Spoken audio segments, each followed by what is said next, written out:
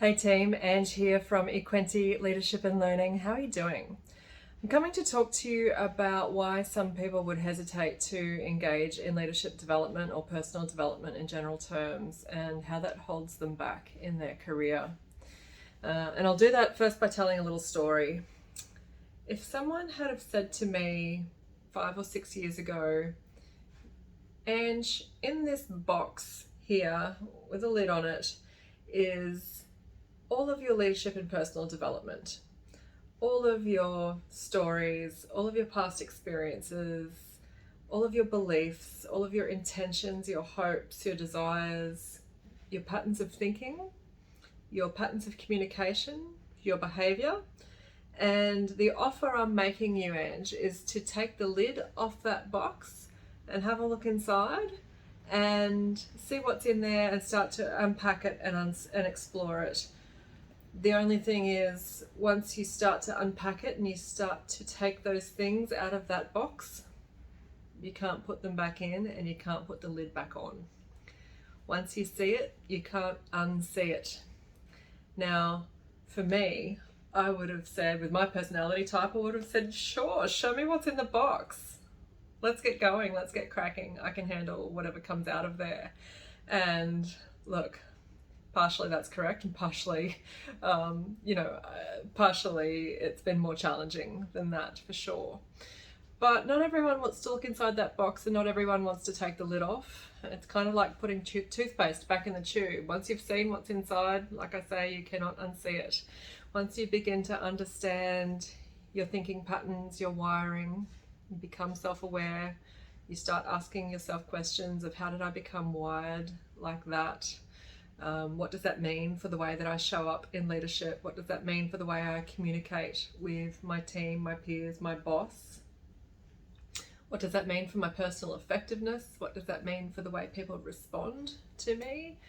For the results I can or can't create in the relationships that I'm maintaining? What does my wiring mean for me?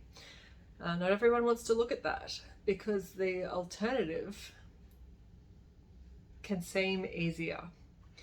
And the alternative is to say, actually, it's not me.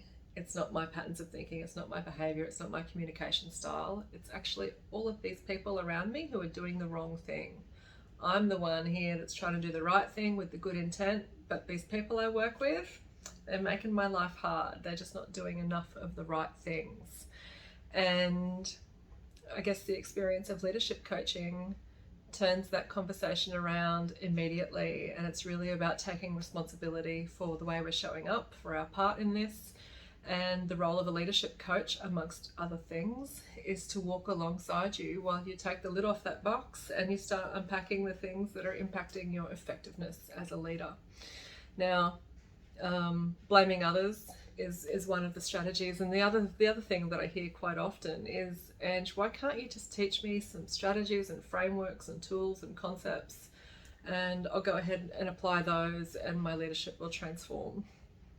Well, I could, and I do, and I will teach you those strategies, concepts, tools, frameworks, but what you're going to find is that you'll get in your own way of implementing them unless you take the lid off that box, right?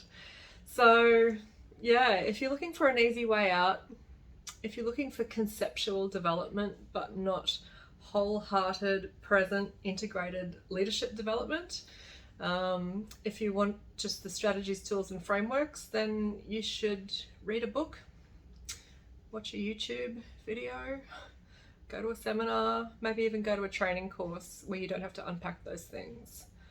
When you're ready for the insides to match the outsides in your leadership approach, when you're ready to show up constructive and functional and feel like that on the inside as well, it's not like a mask that you have to put on. When you're ready to take that mask off, then you're ready to work with me. And that's what we do in leadership coaching. That's my role as a coach, is to walk alongside you, ask you some smart questions. Sometimes they'll be hard questions that generate self-awareness, so that you can evaluate if showing up differently, making different decisions, about your thinking patterns, communication style, and behaviour and leadership would yield you better results. And if you're making that decision in the positive, then it's my job to help you implement that.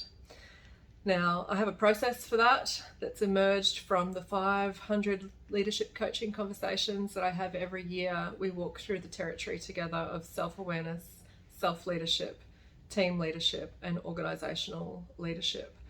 And that's the way I approach my leadership coaching. So if that sounds like something you want to do, you're ready to take the lid off the box and figure out what's inside there that's really holding me back from being as effective, as impactful, as powerful as I can be in my leadership role. I'm ready to work with you.